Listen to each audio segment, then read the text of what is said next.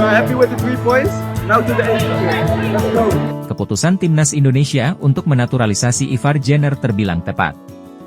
Pemain berusia 19 tahun ini mampu menjadi dirijen lini tengah Timnas U23 Indonesia pada laga kualifikasi Piala Asia U23 2023. Dari 2 laga yang dilakoni Timnas U23 Indonesia melawan Taiwan dan Turkmenistan, Ivar Jenner menunjukkan kepiawaiannya sebagai gelandang.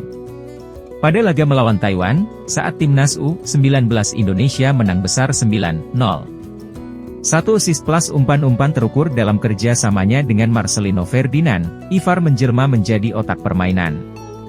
Di laga melawan Turkmenistan, Ivar Jenner berperan sebagai pemecah kebuntuan. 1 golnya dari luar kotak penalti, di babak pertama membuktikan kalau Ivar Jenner pandai memutuskan kapan harus menembak dan kapan harus mengumpan.